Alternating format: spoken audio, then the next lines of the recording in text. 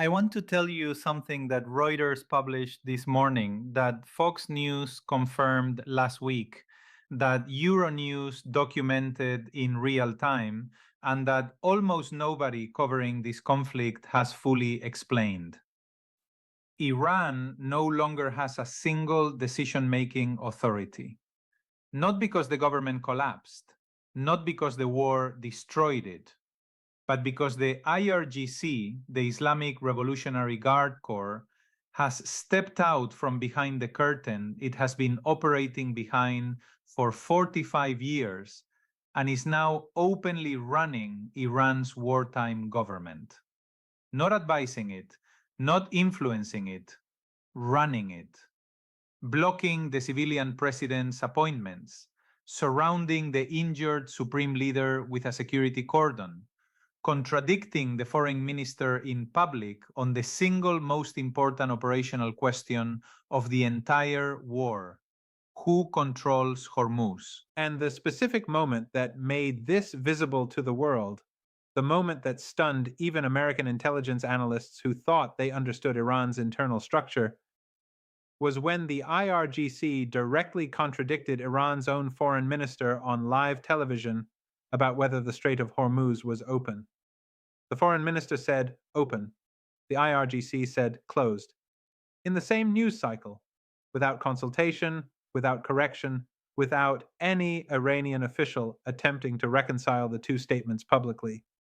Let me walk through exactly what happened, who is behind it, and why I think this development, which most analysts are treating as evidence of Iranian weakness and chaos, is actually the most strategically significant internal shift in the Islamic Republic since the revolution itself, and why understanding it correctly is the prerequisite for any deal that actually holds. What happened, the specific sequence that stunned Washington. Foreign Minister Abbas Araghchi stood before reporters and stated clearly that the Strait of Hormuz was open in a corridor coordinated by Iran. This was a diplomatic statement. It was designed to create the conditions for resumed negotiations. It was the kind of statement a foreign minister makes when his government has decided, at the highest level, to move toward de escalation. Within hours, the IRGC contradicted him publicly. The IRGC announced that the Strait reverted to its previous state of strict military control. Then the IRGC went further, declaring that the strait was closed until the U.S. blockade was lifted, and warning that no vessel should make any movement from its anchorage in the Persian Gulf and the Sea of Oman and approaching the Strait of Hormuz will be considered as cooperation with the enemy and would be targeted. Araghchi said open. The IRGC said closed, in public, in the same news cycle, without apparent coordination or correction. The Institute for the Study of War, the Washington-based think tank, published its assessment the same day.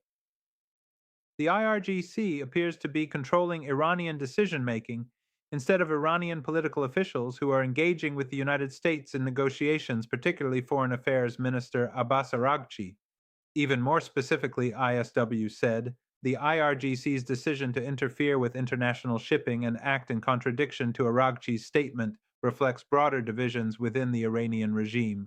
And a senior Pakistani government official, one of the people directly involved in mediating the Islamabad talks, told Reuters, there is apparently no one decision-making command structure. At times it takes them 2 to 3 days to respond.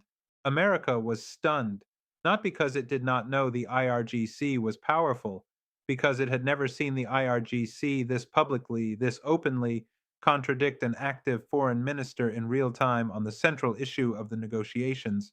That was new. Who is actually running Iran right now? The specific names, I want to be specific about this because the coverage tends to treat the IRGC as a monolithic institution. It is not. There are specific people now making specific decisions, and naming them is the beginning of understanding what they want and where this goes. Reuters reported this morning, citing two people close to Mojtaba Khamenei's inner circle, that the new supreme leader has not appeared publicly since his injuries in the opening American and Israeli strikes that killed his father. He was severely injured and disfigured. He communicates through IRGC aids or limited audio links because of security constraints. His role, according to three people familiar with internal deliberations cited by Reuters, is largely to legitimize decisions made by his generals rather than issue directives himself. This is a constitutionally extraordinary situation. The Islamic Republic was designed around a supreme leader with final authority on all key matters of state. That is not a description of how the system currently functions.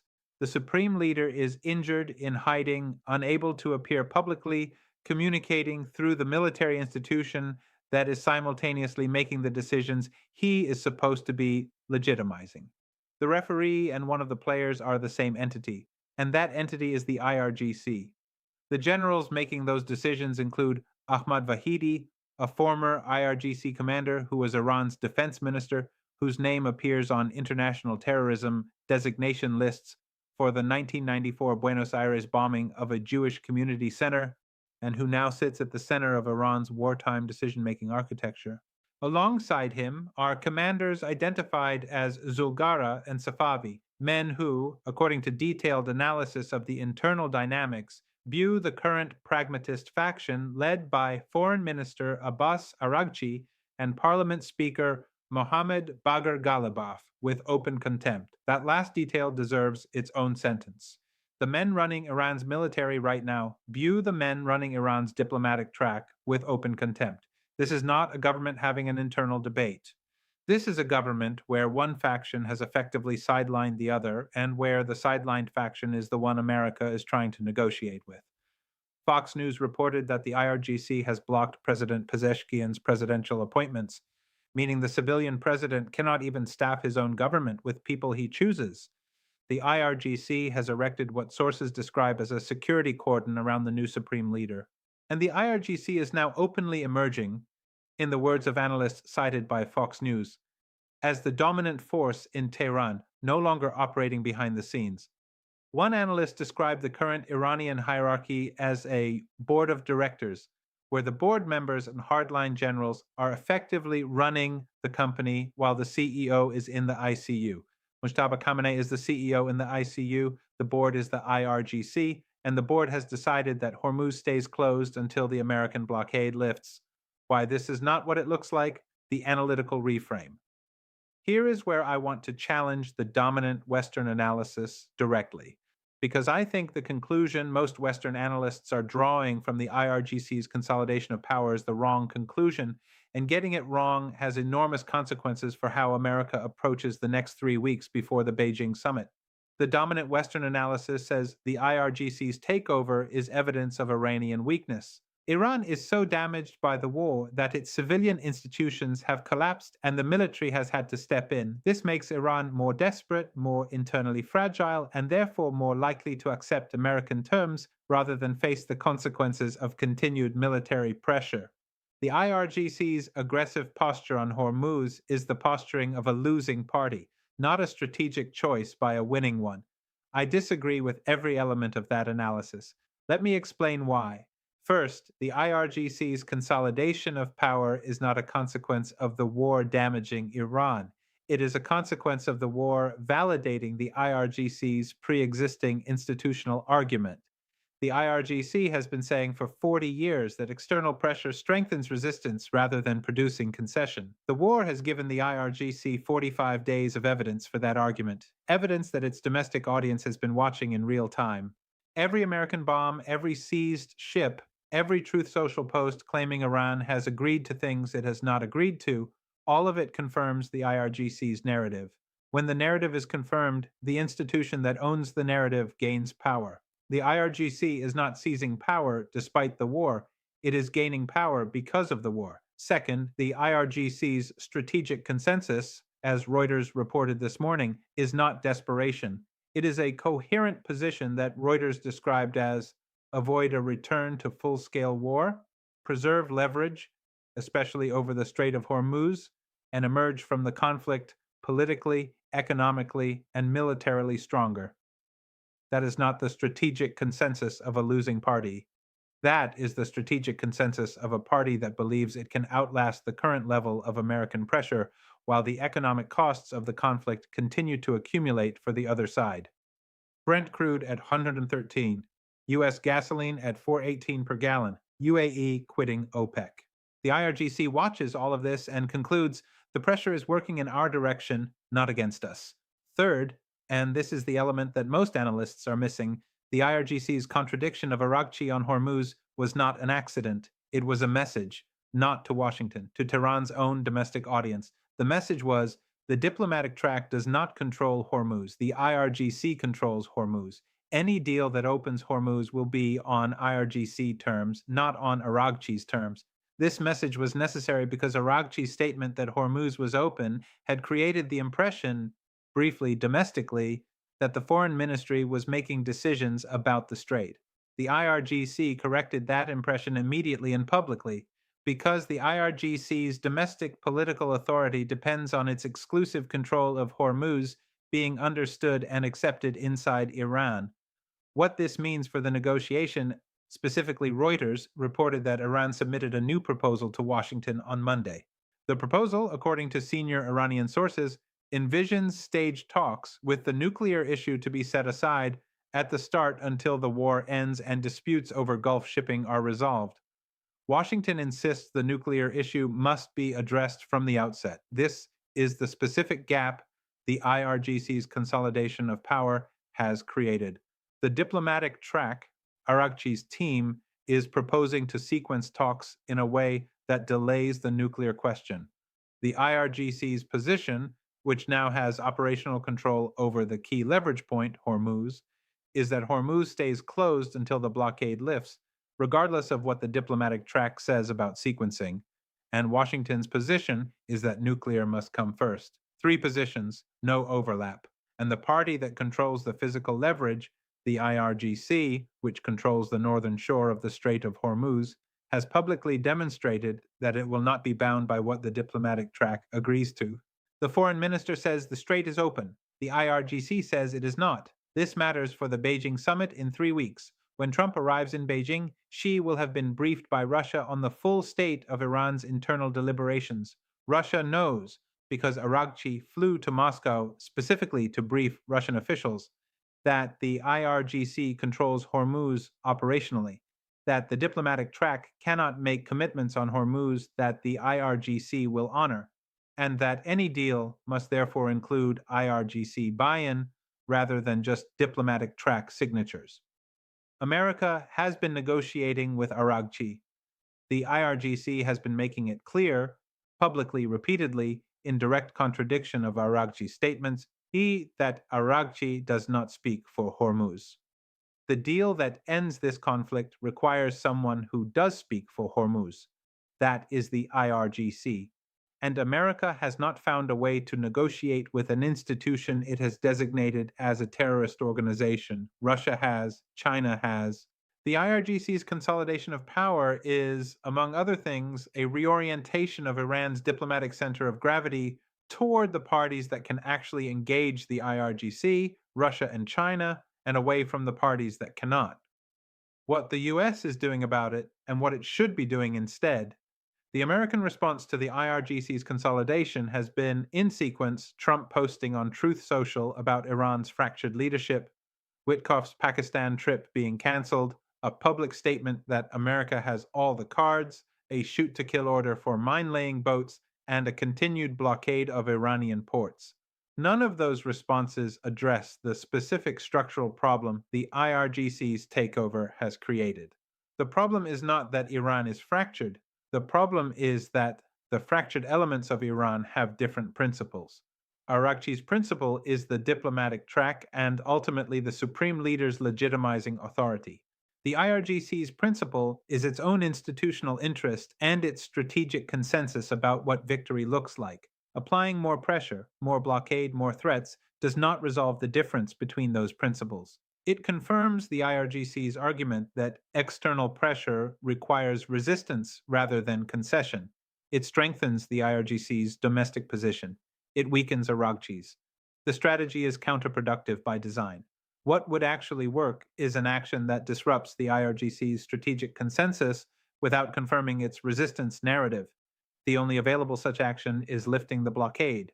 The blockade is the IRGC's single most effective domestic justification for its hardline position. The blockade continues, therefore the Strait stays closed, therefore the IRGC's position is correct. Remove the blockade, and the IRGC has to explain why the Strait stays closed when the stated condition for closing it, the blockade, has been removed. That forces the IRGC's internal logic into a position it cannot easily defend domestically. It gives Araghchi the political cover to bring Iran's diplomatic track to Pakistan with a mandate that the IRGC cannot easily veto. America has not lifted the blockade, America has maintained it. And the IRGC has spent 45 days confirming for Iran's domestic audience that the blockade is why the strait stays closed and why resistance is the only rational response. What comes next? The three things to watch. The IRGC's consolidation of power is not the end of Iranian diplomacy. It is a reconfiguration of what Iranian diplomacy can and cannot deliver. Three things will determine what the next phase of this conflict looks like, and I want to be specific about each because vague predictions are not useful at this stage of the conflict. First, whether any American interlocutor finds a way to communicate directly with the IRGC's decision-making layer rather than only with Araghchi's diplomatic track. The gap between what Araghchi can agree to and what the IRGC will honor is the specific gap that is preventing a deal. Closing that gap requires engaging both tracks simultaneously. America has designated the IRGC as a terrorist organization, which means direct engagement is legally and politically constrained.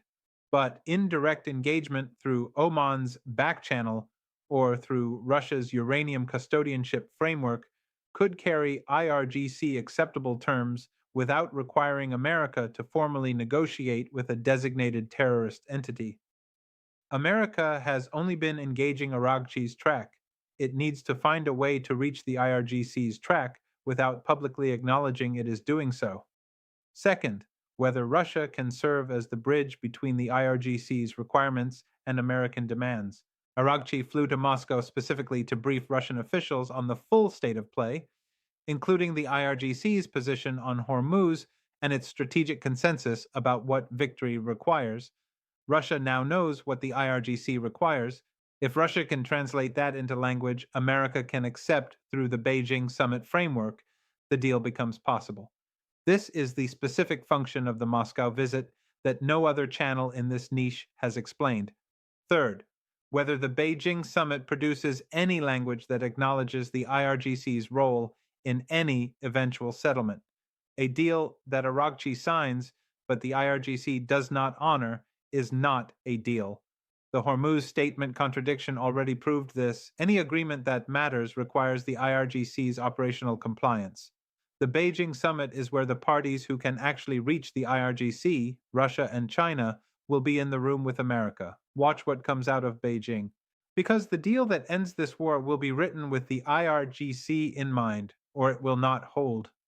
Even the United States, which has been describing Iran's leadership as fractured and confused, was stunned by the speed and the openness with which the IRGC overrode its own foreign minister on Hormuz. That is not confusion. That is a reorganization of power that has been building for 45 years, validated by 45 days of war, and has just become visible to anyone paying attention. Understanding who is actually in charge in Tehran is the prerequisite for any deal that actually holds. Right now, the answer is the IRGC generals, and they have made their terms visible. The question is whether anyone in Washington has the framework to hear them. Push back on this if you see it differently. The Reuters analysis is from this morning, April 28, 2026. The Fox News report citing Iran International is confirmed.